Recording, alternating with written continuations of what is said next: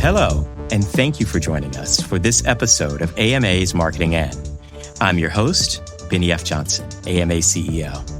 In our episodes, we explore life through a marketing lens, delving into conversations with individuals that flourish at the intersection of marketing and the unexpected. We hope to introduce you to visionaries whose stories you might not yet have heard of, but are exactly the ones you need to know. Through our thought-provoking conversations, we'll unravel the challenges, triumphs, and pivotal moments that have been shaped by marketing. Our special guest tonight is Lena Peterson, the Chief Strategy Officer for Sugar23. Her experience in media and the advertising industry has spanned the last 20 years. She's a passionate strategic leader who drives brand growth and innovation. Creativity and innovation, she states, are her twin passion areas. And she spent a great amount of time thinking about and testing AI applications for content creation, as well as thinking about new creative strategies. Her experience has spanned client engagement for top brands, media owners, technology platforms, and industry associations. Over the years, she's been honored and recognized as one of Adweek's top 50, Campaign USA's 40 over 40, and she runs it Working Mother of the Year. I'm excited to bring to our podcast today, Lena Peterson. Thank you for having me, Bennie. I'm very honored to be here with you all today. Oh my goodness. It's such a great honor to have you here. And we're going to get a chance to talk about marketing and entertainment. Yes. And brands and creativity.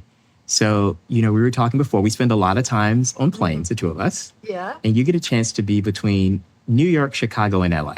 Yes, and Nashville. Nashville's becoming like the new LA. There's a lot of expats moving there. So talk a bit about that, right? You've always seen those three cities as entertainment marketing hubs. But talk about the rise of Nashville in the work that you do. And Chicago, actually. And then it's interesting. I would say I started my career as a political kid in Chicago. Okay. Then went to Leo Burnett, a storied advertising agency. You'll hear a lot from the Chicagoans around. And then I ended up, basically from promoting candidates to promoting brands. And then I went to consultancy, and then we got bought by a talent agency. So all of a sudden, this wild, crazy world of entertainment opened up to me. And it's a fascinating place to be. And I think that technology has created these, anywhere can be a city of entertainment. From influencers, creators, the traditional Hollywood model, still very much in LA, and they are very actively trying to get shoots back into the city. But Chicago is an amazing hub for entertainment. Nashville has become there's a foundation of creativity with the country music there that has just exploded in the last couple of months. So it's really all over now. So I'm so interested about this journey from saying you're a political kid and working with individuals to go through talent and brand. And sometimes when you say that, we kind of have the look on our face like these are disconnected. But in today's world, it's a clear throughput. The work of managing like political candidate and managing brand. So talk about your approach today to thinking about your brands as individuals, as people, as creators. It's all about storylines, right? Mm-hmm. So whether you're a candidate, the platform that you're running on, whether you're a brand, the features you want to promote, it's just about your narrative and storyline. And how you tell that is becoming much more difficult, frankly, for both politicians, entertainment companies, brands, because of the fragmentation of media.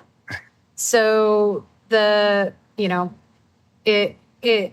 it's been a challenge that we've all been really focused on. I think entertainment and sports in general are the two mediums that are rising to the top because they're the ones with, as our last guest said, emotions built into the cake of those two categories.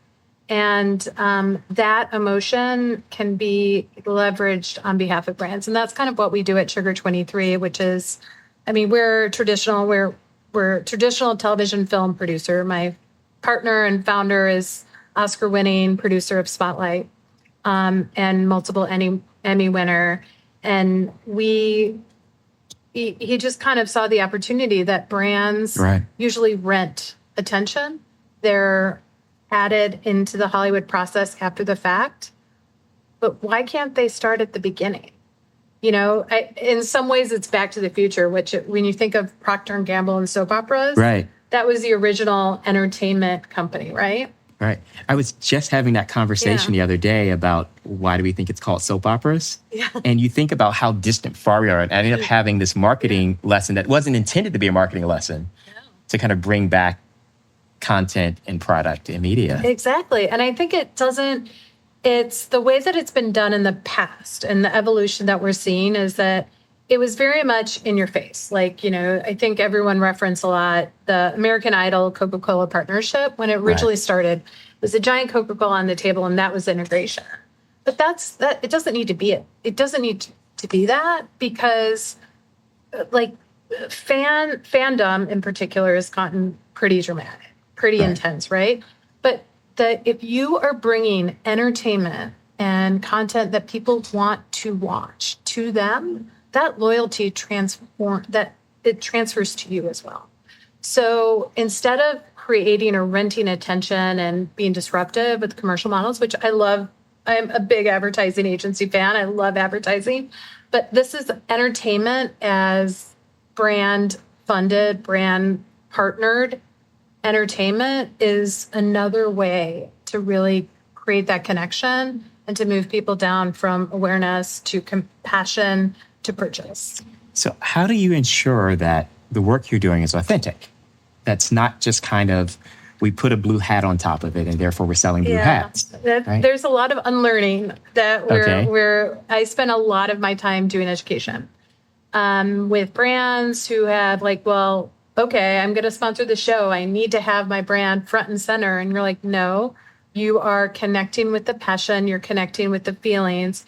You project your values onto this brand. And there's ways to do it beyond just putting a bottle of something on a table. Right. So we're producers. So we bring in brands at the earliest stage. They have a seat at the creative table with writers, directors, as the sausage is being made, if you will. So you have a brand, and here are the attributes of the brand. Why don't we have one of the characters personify many of these attributes? Like, you can write it, and because you're a producer, and that's, again, our model is bringing brands as producers, you have an outsized influence in the end product. You also have a financial investment in the success of that show. Right. So you want to let the writers do what they do best. Like, you don't. It reminds me sometimes, the analogy we use is a little bit like sponsorship. You put your logo on an Indy car. You don't tell that driver how to drive. Right. You want that driver to win, and you're going to support him. And when he wins, that car and your logo is going to be on that picture, and the brand values of that driver transfer to you as well. Yeah. And so, the model has always been like trying to dictate and tell writers how they should write their copy. This is a little bit different. This is like collaborating with them, and you're invested in the success of the product. Right. So you don't want to over-index on being too direct. Because you don't want to have a really obvious commercial on a really horrible show. Exactly. Right. And it's people are so commercially aware right now. They know when a commercial, they're very clear on when they're being sold to and when they're not. And they're open to it. Like, every time we check a box, it says, you can have my identity. Like, you are selling your information. And that's fine. But I think people are a little bit jaded. And that's why technology has created so many different softwares to skip commercials. Right. So the fundamental business model of television and film is shifted so dramatically. And I think that's created a great opportunity, because Hollywood is finally open to this collaboration. Like, it used to be an afterthought. Now they're seeking brands. They want their advice. They want their not just input, but also one of our clients is Starbucks Studios. We help build out their infrastructure. And if you think about how many Starbucks are in the United States, let alone around the world, all of those are retail locations to promote your TV show. Mm-hmm. It's an amazing model. And as long as it's brand aligned, it is something that they embrace and they're pursuing, and they see the synergy between entertainment, Right. bringing people into the coffee shop, and then the brand value. Well, they become then a retail network for you, right? Correct. So on the converse side, where does Starbucks see the opportunity for placement and content? So, I mean, they have a really robust entertainment and brand portfolio, and they have a music channel. They do podcasts. They are very active in the space. And the original remit was to really look for shows that aren't necessarily set in coffee shops, Right. but are aligned with the values and community that they're trying to develop. Well, you know what I think is interesting there is almost there's an implied respect for your audience, Correct. Right? Having it set in a coffee shop being about coffee is a bit on the nose. We do scripted and unscripted and documentaries with them. If it makes sense in the scripted series, then yeah, they're at the table with the writers. They can, and if it makes sense, the writers are really open to it because they're part of the producing team. Right. Versus the team that you come to, like the old Hollywood model used to be, ooh, we ran out of money. Let's get a brand in, let's do an integration. And then, yeah, we'll take their money, but we don't want to take their input. It's different. They're very open now, and they're very collaborative on both sides. And I think there's respect for each other and the process. So I will say, in full disclosure, but to still protect the guilty, that conversation I had about soap opera's history was because we were watching a show that was heavy-handed in the product space. It was, oh, I have this problem. I'm going to use this product to help me with this product. Oh, thank you for using it. And it got our attention because the product's name was listed like 3 times. Yeah. And it was kind of a Beetlejuice moment. It was like, what's going to happen here? Did they just say the same product name 3 times? And it stood out in the content. And so I wonder, you know, as brands become more comfortable and more sophisticated, what advice would you have for, you know, our brand strategists who are on calls here are going, you know, this may be an opportunity for me to have a better space in content, a better place for my brand? You know, it depends on where you're coming in the process. Like product placement's always going to have a role in integration, and that will be more heavy-handed. Right. But I kind of think there's a lot of people in the space right now. It's trendy, if you will, to be brands and entertainment. There's more articles that I've seen in a long time about this space. And I think there's a lot of people that you can turn to, but you do need a guide. The one thing that I've noticed right away when I started spending more time kind of on the Hollywood side of the business is marketers and Hollywood, we sound similar, but we speak very different languages. Talk a bit more about that. Well, it's interesting. So I'm trying to think of a story that really personified this, and nothing's coming to mind. But I remember just words like agency. To me, as a marketer, that means creative agency or PR agency. Agency means talent agency, and they're very different people. Right. It's a very different and a very different model. You know, I was raised in the Leo Burnett School of long-term relationship, vesting in the client. It's a more transactional, I would say, in Hollywood, right. But there's deep relationships there. There's way more fragmentation in marketing and how we're structured than I think my Michael Sugar, my boss and founder, likes to say. He's like, you know what? He's like, I love this business. I love the friction in it. Not all the time, but the friction is where great things happen. Right. Which is true. And he's like, you know, in Hollywood, there's 10 people I can call to get a film financed. I have to call 10 people just to get to a CMO in marketing. And he's like, it's worth it. It's worth it because I think it's the future. And but he's like, it's just a different model. Right. So going onto your site, you describe yourselves as we are producers of content that moves culture and evolves the industry.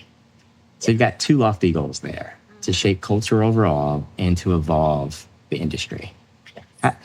How do you deliver against that? Well, I mean, I think we do. Our entertainment content has the power to shape perceptions like nobody's business. I don't know if you've watched Parenthood on Netflix recently, or I've had more conversations about the state of young men's mental health with people because of that show. Mm-hmm. Michael was one of the producers of 13 Reasons Why. I don't know if you're familiar with that show, that had more influence in discussing teen mental health than anything. Groundbreaking in the space. Exactly. And Spotlight, obviously, it helped bring an institution to task for its bad behavior at the time. So I think entertainment has that ability to really shape culture. And how we're shaping the industry is we're actually bringing brands in at the earliest stage to really invest and to help us shape that. So, when I think of, we have a couple clients that are sports teams. Right. And they have tons of heritage. They have tons of passion. And there's so many stories to be told there. Mm-hmm. Like we have one documentary about Tommy Lasorda that we're working through. Brands that, participated or advertised out near there could be part of that storytelling. And there's actually brands stories woven throughout that history. Right. So we help bring those to life. So talk a bit about your approach to a content ecosystem, which I think is interesting because you're dealing with a lot of complex kind of formulas for brands, right? And you're dealing with folks like who are in this room and are listening, who they're responsible for their brand across all these touch points. How do you help guide your partners here? Well, so we are producers of content. So what we like to say is, so we're not entertainment consultants. We want to produce amazing television shows in partnership with our brand clients. So what we like to say is, like, for us specifically, we try to be narrow casting a little bit in terms of, what we do and how we approach it. There's so many good partners that we work with, whether you want to get into with influencers, whether you want to creators, whether do an ad campaign or branded content. We don't do branded content. We do content that's with and for brands, but it's a little bit different. Right. So I don't know if I'm answering your question directly, but I think that it's very important to find the right specialist for what you want. And what we do, we know who we are very specifically and uniquely. Right. And we think we do it in a way that is hard to emulate. So it brings kind of all the boys to the yard, if you will. There you go. But I think that's important for you to know where you are and your focus is to help your partners with their best focus, right? Because you're not just slapping the logo on something and putting in a camera. But it's interesting. There's so many elements to it. So when we get to show production and when we're on air, we work closely with our marketing teams to really promote the elements. So we'll work across all the different channels, like digital, social, TV, commercials, because as producers of show, you actually get the assets and you can use it as part of in your ad campaigns and on your social strategies. So it's sort of like, imagine 13 Reasons Why it's sponsored by, not a great analogy, but Prozac. Like, we would be working collaboratively with that brand to figure out how to promote it and support. So when you think about your work, what gets you most excited? Oh my God, storytelling. I mean, I think we all got into this business to be storytellers, right? And now, and again, I am the biggest advocate for advertising and commercials, but it's also, we need to expand beyond it as well. So instead of interrupting, let's make the content that they really want to hear and engage with, and they'll thank us for it. Like, the model's changing, the opportunity is really immense. Both sides of this party are willing to come to the table to create something new. So I'm in the process of, it sort of just got announced, like, this is something that I'm a Beatles fan. Okay, yes. And one of the things, we got access to John Lennon's last radio interview. And it was the day he was shot, and it hasn't been released. So we're working with the family. We have the access. We partnered with one of our talent management clients, Steven Soderbergh, who's also a Beatles fan. Okay. And we are bringing it to life. And if you think about it, it could only happen now because it's an audio interview and we're bringing it to film. So we're using AI. We're not creating an AI John Lennon. Don't worry. But we are using generative AI and working very collaboratively with a brand that hasn't been announced yet that is going to help us bring this story to life in a way. And it's a really interesting point in his life as well. He had left music for 5 years to raise his son. So it's a treatise on love and fatherhood and his hope for the future and society. And then then ultimately it was cut short, but that legacy should be shared. Right. And so like storytelling, this industry and through brands are making this possible for us to tell the story. It's pretty cool time to be in. And you can tell how sincere that is.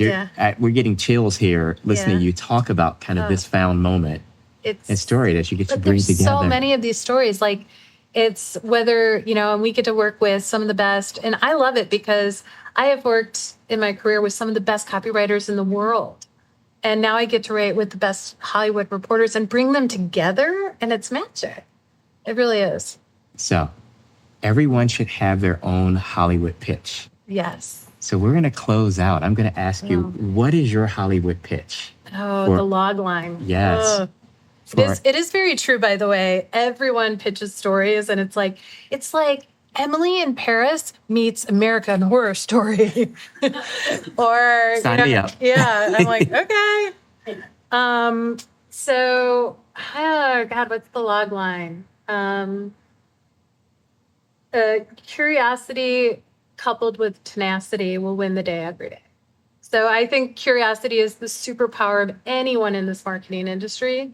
It is our superpower. And everyone I know that's in this industry are the most curious souls. And that is the constant evolution, the constant searching for what's next is what makes us powerful and protects us for all of the changes in the world. And I mean, generative AI, embrace it. We all have to. It's fascinating and it's a great opportunity to be in the space. What a great line to end on. Curiosity, it focuses us, fuels us, and protects us. Yeah. And curiosity is our superpower. It is. Thank you for sharing your superpower with us today. Yeah. And thank you all for being on this episode and joining us for this episode of AMA's Marketing Ed. Thank you so much. Appreciate it.